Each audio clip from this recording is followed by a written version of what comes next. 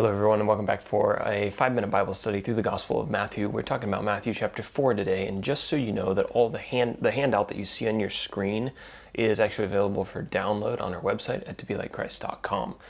Now, let's get into this chapter. When did the events of this chapter take place? Well, we're talking about Jesus' ministry, and this was a rough estimate between 26 and 31 AD. Luke chapter 3 tells us Jesus started his ministry when he was about 30 years old, and we're going to see it get kicked off here. The major characters in this chapter are, well, of course, Jesus. He's the Messiah, the Son of God. He's just been baptized by John, and God the Father and the Holy Spirit have attested to the fact that he is the Christ, the Anointed One. Then we have John the Baptist, who we just mentioned. He was a prophet of God who was supposed to prepare the people for the coming of the Messiah. Then we have Satan, or the devil.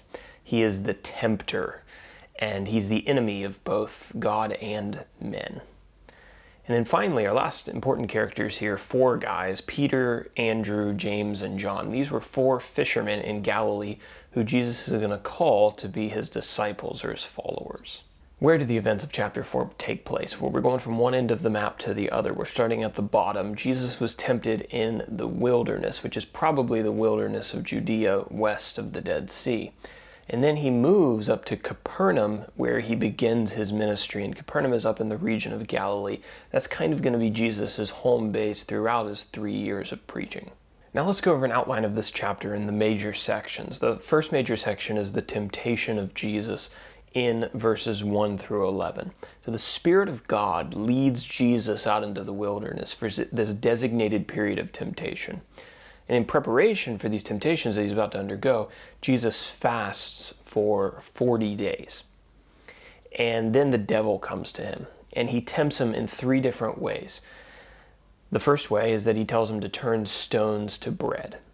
The second way is that he tells him to jump off the pinnacle of the temple and trust that God is going to save him. And the third way Satan tempts Jesus is he tells Jesus to fall down and to worship him, and if he does, Satan will give him rule over all the kingdoms of the earth.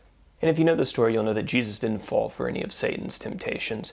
He ends up rebuking Satan 3 times using texts from the Old Testament scriptures, the Jewish scriptures. And when Satan realizes that he's tried and he's failed, he departs from Jesus for a period of time, and Jesus has some peace. In our second section, verses 12 through 17, Jesus finally begins his work.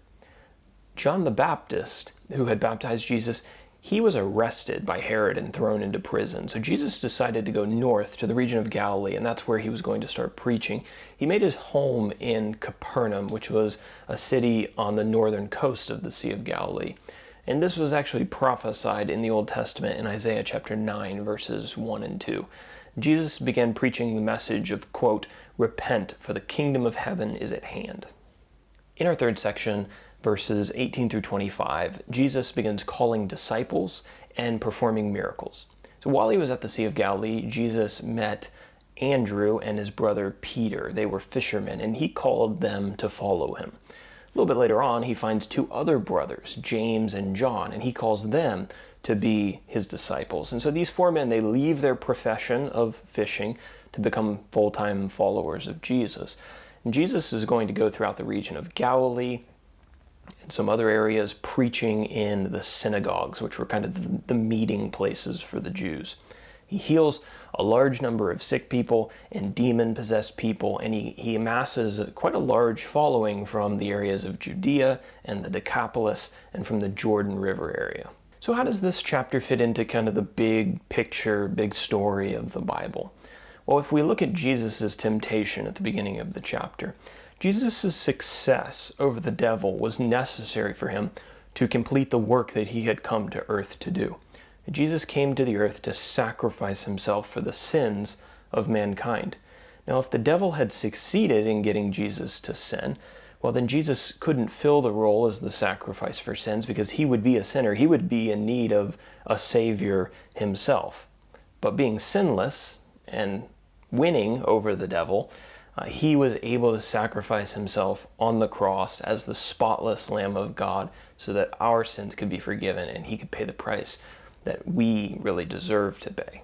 And then finally, for application, let's think about this idea.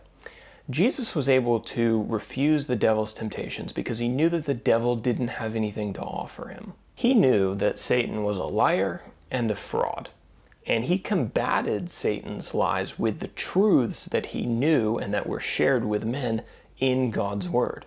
Satan tempts us the same way. He lies to us all the time, telling us that something is going to bring us joy or pleasure or peace. But the only way to see around Satan's lies, because they are at times very convincing, is to have a foundation in the truth.